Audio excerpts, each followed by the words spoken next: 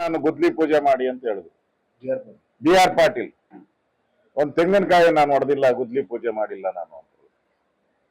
ಇನ್ನೊಬ್ರು ನಮ್ಮ ಕಾಗೆ ರಾಜು ಕಾಗೆ ಬೆಳಗಾವಿ ಅವ್ರು ಹೇಳಿದ್ರು ಹಣ ಕೊಟ್ಟಿಲ್ಲ ಅಂದ್ರೆ ನಾನು ಸೂಸೈಡ್ ಮಾಡ್ಕೊಂಡ್ಬಿಡ್ತೀನಿ ಅಂದ್ರು. ವಿಧಾನಸೌಧದ ಒಳಗಡೆ ಆತ್ಮಹತ್ಯೆ ಮಾಡ್ಕೊಂತೀನಿ ಅಂತ ಹೇಳಿದಂತ MLA ನಾವು ನೋಡ್ತಾ ಇದ್ದೀರಿ. ಇನ್ನು RV ದೇಶಪಾಂಡೆ ಅವರು ಹೇಳಿದ್ರು ನಿಮ್ಗೆ ಗ್ಯಾರಂಟಿ ಕೊಡೋದ್ರಿಂದ ನಾವ್ ಯಾವುದೇ ಅಭಿವೃದ್ಧಿ ಮಾಡಲ್ಲ ಅಂತ ಅವರು ಡಿಕ್ಲೇರ್ ಮಾಡಿದ್ರು. ಹ ನಮ್ಮ ರಾಯರೆಡ್ಡಿ ಅವರು ರಾಯಚೂರು ಎಲ್ಲ ನಮ್ಮ ಡಾಕ್ಟರ್ ಹೋದ್ರು. ಅವ್ರು ಹೇಳಿದ್ರು CM ಅಡ್ವೈಸರ್ ಗ್ಯಾರಂಟಿಗೆ ಹಣ ಕೊಟ್ಟಿರೋದ್ರಿಂದ ಅಭಿವೃದ್ಧಿಗೆ ಹಣ ಇಲ್ಲ ನಮ್ಮ ಹತ್ರ ಅಂತ ಹೇಳಿದ್ರು. ನಾನು ಈ ಸಂದರ್ಭದಲ್ಲಿ ಮೊನ್ನೆನೂ ಕೂಡ ನಾನು ಮಾತಾಡಿರೋದಕ್ಕೆ ನಾನು ಬೊಮ್ಮಾಯಿ ಅವರು ಫೈನಾನ್ಸ್ ಬಗ್ಗೆ ಮಾತಾಡಿದ್ರು ಪ್ರೆಸ್ ಮೀಟ್ ಅಲ್ಲಿ 2 ದಿನದ ಹಿಂದೆ. ಅದಕ್ಕೆ ರಿಪ್ಲೈ ಮಾಡಿದ್ದಾರೆ ಯಾರು ಸಿದ್ದರಾಮಯ್ಯನವರು, ಸುಳ್ಳು ಹೇಳ್ತಾ ಇದ್ದಾರೆ ಅಂತ.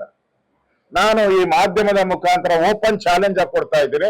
ಪಕ್ಕದಲ್ಲಿ ಬೊಮ್ಮಾಯಿ ಅವರು ಇದ್ದಾರೆ. ಬೊಮ್ಮಾಯಿ ಅವರು 2022-23 ಬಜೆಟ್ ಅಲ್ಲಿ ಸರ್ಪ್ಲಸ್ ಬಜೆಟ್ ಅನ್ನ ಮಾಡಿದ್ದಾರೆ.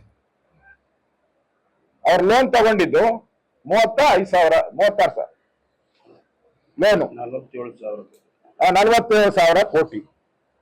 ಅಭಿವೃದ್ಧಿಗೆ ಕೊಟ್ಟಿದ್ದು 84,000 ಕೋಟಿ. ಅಂದ್ರೆ ಸಾಲ ಏನ್ ತಗೊಂಡ್ರು ಅದಕ್ಕಿಂತ ಡಬಲ್ ಹಣವನ್ನ, ಹೆಚ್ಚಿನ ಹಣವನ್ನ ಅಭಿವೃದ್ಧಿಗೆ ಕೊಟ್ರು. ನಾನು ಸಿದ್ದರಾಮಯ್ಯನವರಿಗೆ ಓಪನ್ ಚಾಲೆಂಜ್ ಮಾಡ್ತಾ ಇದ್ದೀನಿ, ನೀನ್ ಎಷ್ಟು ಸಾಲ ತಗೊಂಡಿದ್ಯಾ ಈ ಸರಿ? 1,32,000 ಕೋಟಿ ಸಾಲ. ಅಭಿವೃದ್ಧಿಗೆ ಎಷ್ಟು ಇಟ್ಟಿದ್ಯಾ? 82,000 ಕೋಟಿ ಇಟ್ಟಿದ್ದೀರ. ಏನ್ ಹೇಳ್ತೀರಾ? ಸಾಲ ತಗೊಳೋದು ಏನಕ್ಕೆ ಅಂತ ಇವರೇ ಭಾಷಣ ಮಾಡೋರು ಅಸೆಂಬ್ಲಿಯಲ್ಲಿ. ಯಡಿಯೂರಪ್ಪನವ್ರ ಮುಖ್ಯಮಂತ್ರಿ ಸಾಲ ತಗೊಂಡು ಅಭಿವೃದ್ಧಿ ಮಾಡ್ಬೇಕಂತೆ. ನೀನ್ ಸಾಲ ತಗೊಂಡು ಮಜಾವಾದಿ ರಾಮಯ್ಯ ಆಗೋದೆ ನೀನು.